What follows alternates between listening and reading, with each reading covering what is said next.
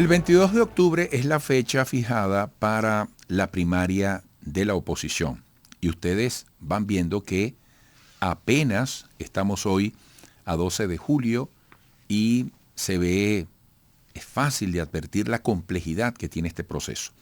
Hemos invitado a Tulio Monsalve, sociólogo, profesor universitario, además experto en negociaciones internacionales, para que nos comparta, para que nos diga de qué manera vienes observando, Tulio, este proceso.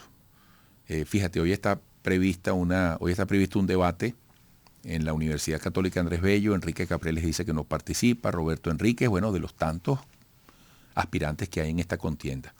Buenos días, Tulio, bienvenido. Buenos días, Roberto, muy amable.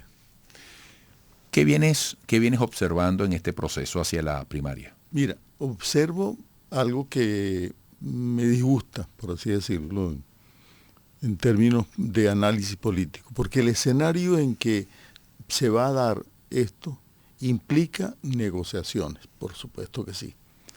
Pero ese tema de la negociación en este momento es bien complejo, por cuanto muchos de los elementos a ser analizados no se originan dentro del análisis y el marco conceptual que se produce en el país, sino que está muy afectado por la dinámica internacional.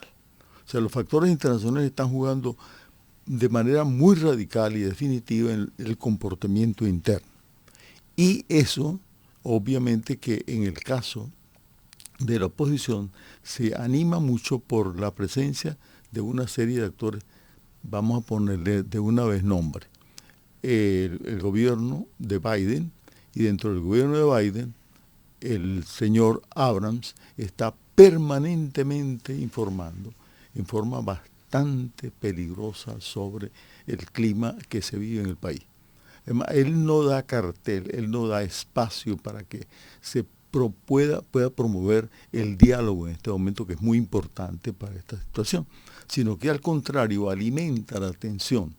Es un gestor de tensiones y torsiones, lo cual hace el clima un poco peligroso para todos, porque no hay posibilidad real de que la gente pueda en este momento explicar algo que es muy importante, de cuál es el marco de su propuesta, la propuesta política que los lleva a animar, sino que están tratando de hablar exactamente de lo que es el voto y es la participación en primaria como cosa importante, sin que uno pueda tener idea clara de cuál es lo que se propone cada uno de ellos, y cada uno de ellos se propone algo diferente.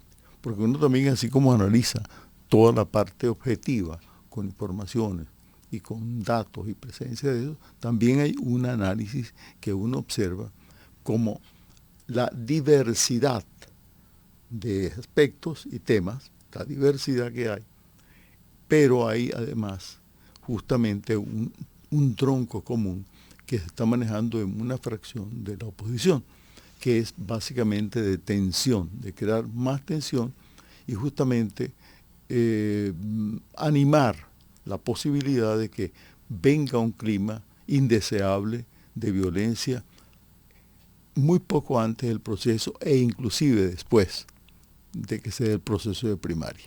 O sea, esta primaria y este posible campo de negociación se da como el efecto negativo de 2019 hasta ahora. O sea, ha transcurrido un tiempo muy importante, pero no se ha logrado. Y uno encuentra, por ejemplo, declaraciones del mismo señor Abrams que dice que definitivamente no hay forma alguna de conseguir lo que él espera que se produzca en Venezuela si no hay un cambio de la política de Biden. Ahora fíjate, Tulio, no te quiero sacar del sentido que le vas dando a tu análisis, pero yendo a la amplia visión de la política, te pregunto, y hemos hablado de esto muchas veces por tu preparación y tu experiencia en el tema de negociaciones. Sí. El diálogo quedó triturado.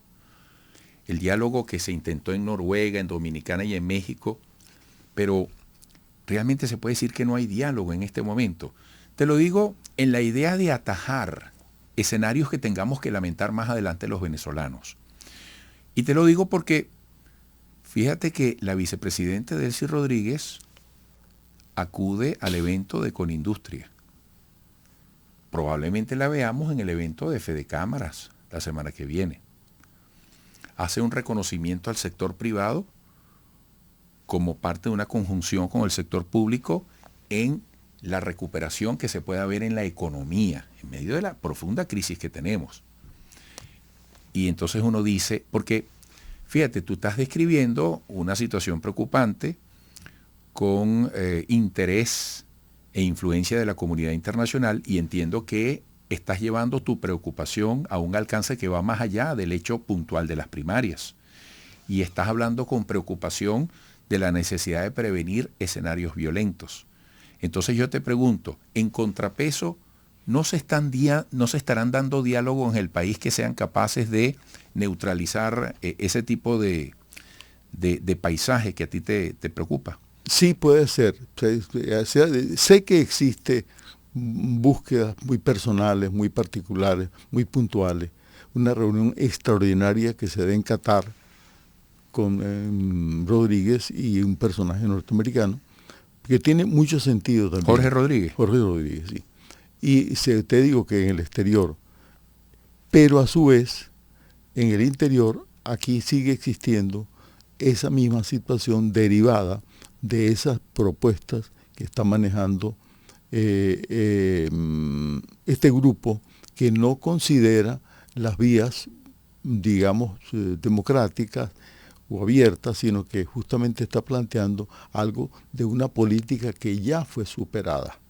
Esa política del cierre a la calle, la violencia, el enfrentamiento, eso tuvo definitivamente un final muy infeliz y definitivamente nada. Pero eso afectó el clima de la negociación. Y esta es una negociación muy compleja porque hay una serie de temas muy importantes que deben ser actualizados. El tema de las sanciones, por supuesto, el tema de la entrega de los capitales y fondos venezolanos al exterior, el tema del análisis sobre la posibilidad de que Venezuela pueda ejercer sus derechos internacionales desde el punto de vista jurídico en las cortes norteamericanas y que además pueda en las cortes norteamericanas llegar a realizar negociaciones, sino que esa situación no se está produciendo.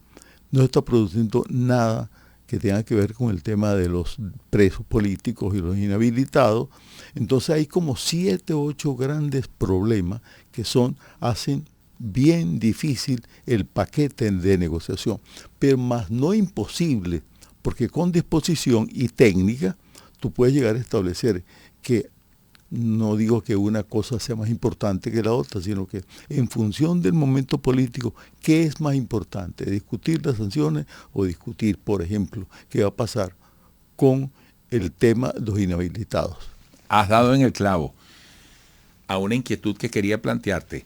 ¿Qué responsabilidades tienen las instituciones venezolanas que les tocará dirimir y que están dirimiendo desde hace rato estos asuntos que son complejos? Sí. Porque mira, entre la paz y la violencia definitivamente nos conviene la paz.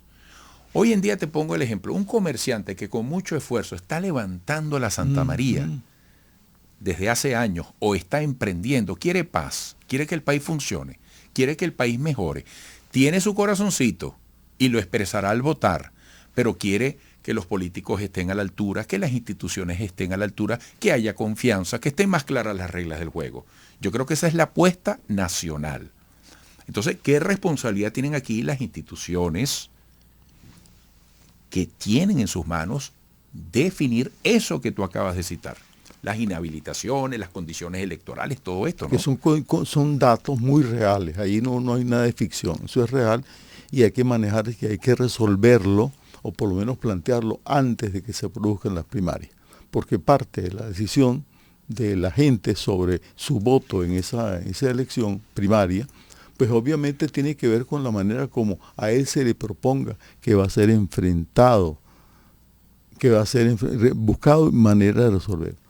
Pero yo reitero que justamente la presencia y esencia internacional a través de las figuras de Trump, que todavía sigue vigente, y los ejemplos de Trump, que todavía sigue vigente, y lo que está tomando en cuenta el presidente Biden, que de un lado, por ejemplo, acepta que Venezuela pueda vender el gas licuado, lo cual es importante desde el punto de vista económico, pero a la vez niega que el tema de la entrega de los fondos acordados en el 2019, firmado en el 2020, todavía no ha sido ni siquiera pensado de la manera administrativa como va a ser manejado. Entonces, ahí en ese tipo de deudas también hay los fondos acordados en el marco del diálogo de México. Exactamente. Sí, señor, ese es un buen punto. Ese es un buen punto. Mira, mi querido amigo Tulio Monsalve, se agotó el tiempo, lamentablemente, pero te agradecemos tu aporte y sé que pronto podemos volver a conversar. Ok, yo quería únicamente terminar diciendo como una síntesis, primero que no se visualiza una ruta hacia ese diálogo, ¿de acuerdo? Y luego que el uso constante de irritadores que estamos teniendo de parte del lenguaje de lado y lado no ayuda a nada. Irritadores, ofensas, palabras gruesas e intencionalidades, y uno presiente de inmediato que aquí hay poco clima de cordialidad política en el buen sentido de la palabra. Hace falta eso. En el nivel que se requiere. Absolutamente. Y cuando dices entre unos y otros, incluyes al gobierno. Absolutamente. Al oficialismo. Absolutamente. Bueno, Tulio, te agradezco mucho. Siempre elegante, señores. Lástima quienes están por radio que no pueden apreciar la elegancia de Tulio Monsalve. Muchas gracias. Hasta pronto. Hasta luego, muy amable. Tulio Monsalve, sociólogo, profesor universitario, experto en negociaciones internacionales. Quédense allí, amigos.